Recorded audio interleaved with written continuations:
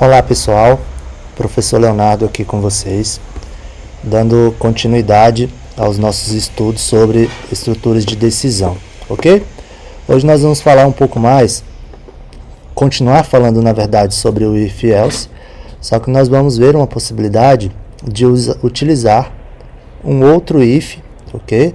Uma outra condição dentro de um else, ok?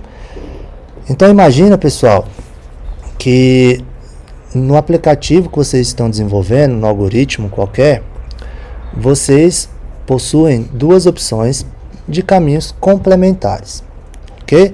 O que eu estou querendo dizer com isso? Vocês, antes, até o momento, nós estudamos que o if ele só pode ser acompanhado do else. Então, eu só consigo definir dois caminhos, né? Caso a condição seja atendida, e caso a condição não seja atendida, vai para o caminho que o else está definindo, ok? Então, o que nós vamos estudar hoje é uma alternativa de colocar um if e else dentro de um else, ok? Então, olha aqui como fica essa estrutura. Eu tenho o if, ok? Que é o que nós estudamos na aula passada. E dentro do else, eu acrescento um novo if e else. Então aqui eu estou adicionando mais duas opções de caminhos complementares, ok? Até a aula passada nós vimos que só era possível essa listagem de comandos dentro desse primeiro if e os comandos do else, ok? Na verdade nós adicionamos aqui mais um caminho complementar, né? Então agora nós temos a possibilidade de três caminhos, ok? Caso a condição 1 seja atendida, ou caso a condição 2 seja atendida, ou caso nenhuma das duas seja atendidas, vai para o comando else, ok? Então olha só como que funciona, tá? Bem detalhado aqui. A primeira execução que a linguagem de programação vai realizar é a execução da primeira condicional, ok? Então, se a condição for verdadeira, né, os comandos que estão dentro desse primeiro if vão ser executados. Mas imaginem aí que essa condição falhou, ok?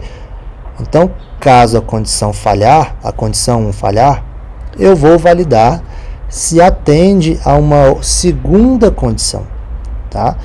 Então, se a condição 2 for verdadeira, eu executo tudo que está dentro desse segundo if, tá? Agora, caso nenhuma das duas condições sejam verdadeiras, eu vou para o caminho alternativo, que é o else, ok? Então, olha só, muito interessante esse slide, tá? Que está na apresentação agora. O porquê, vocês devem estar se perguntando, professor, por que eu estou fazendo essa validação dentro de um else, né? Por que eu não faço apenas dois ifs totalmente independentes, né? Fica mais bonitinho ali, separados um do outro, tá? Pessoal, isso tem um motivo, tá? E então é um motivo lógico, ok? A lógica de programação fica mais bem detalhada desta forma, tá? Por quê? Porque eu estou dizendo que a condição 2 ela só vai ser verificada se a condição 1 não for verdadeira, tá? Então, se eu fizesse dois ifs totalmente independentes, a linguagem de programação ela ia verificar tanto a condição 1 quanto a condição 2. Então, para atender uma regra, eu coloco, né, a validação, a verificação da segunda condição dentro de um else, ok? Então isso ajuda também na questão da performance, né? A questão de ignorar algumas condicionais, tá? Imaginem que a condição número 1 ela é verdadeira, então eu não preciso, tá, validar outras condições. Eu posso seguir minha vida normalmente sem seguir as outras condições, ok? Então olha só, se eu executar aqui vários comandos ifs, né, dentro de elses, ok? Eu posso também, existe essa possibilidade de colocar várias condicionais tá? Dentro de else.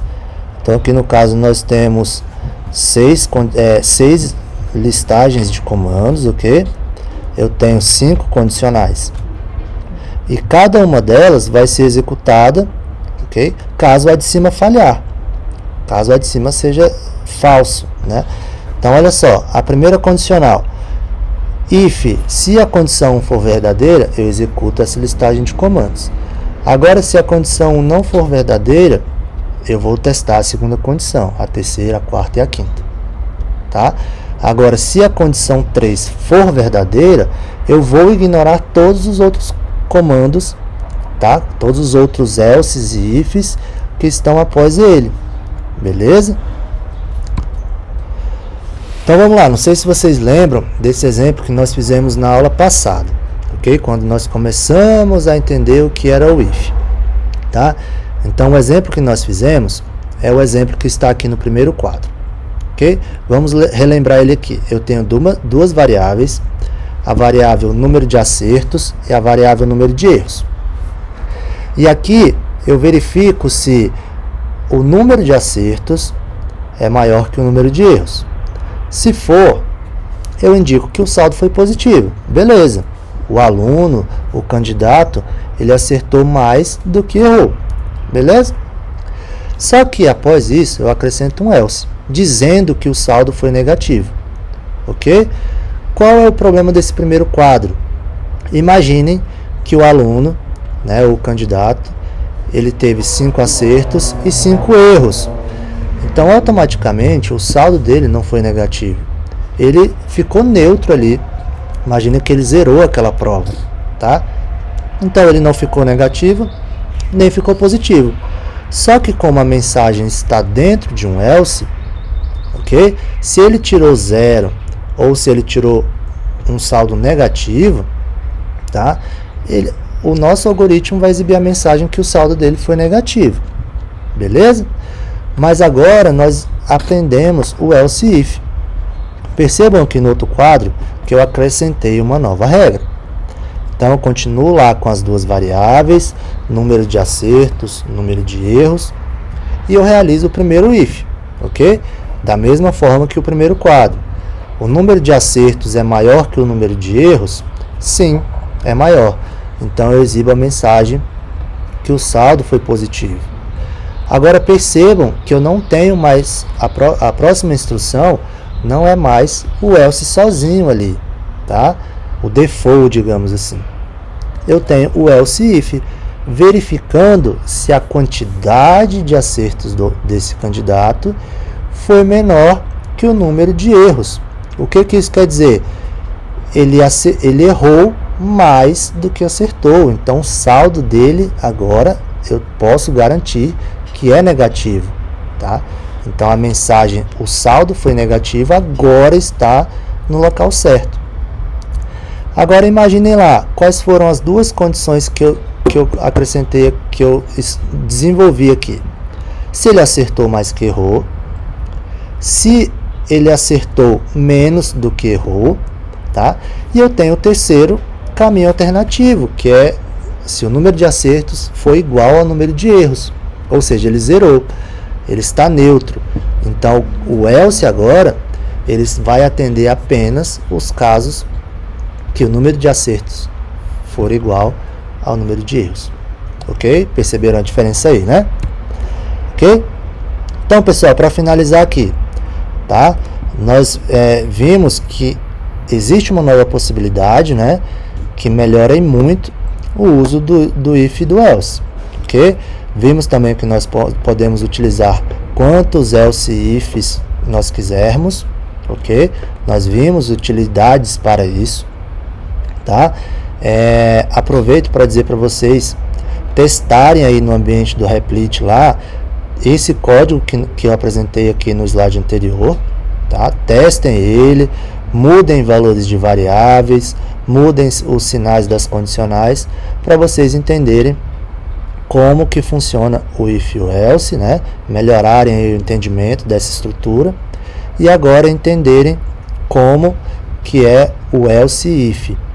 Beleza? Pessoal, muito obrigado. Eu encerro aqui essa aula E na próxima videoaula nós vamos aprender sobre uma estrutura parecida com o if else, mas que ela se chama a estrutura switch, ok? É bem parecida com o if else, faz basicamente quase a mesma coisa, tá? Vocês vão ver que existem determinadas regras que é melhor usar o if else, e existem outras regras que é melhor utilizar a estrutura switch, ok? Que é a próxima estrutura. Então espero todos na próxima aula. Bons estudos!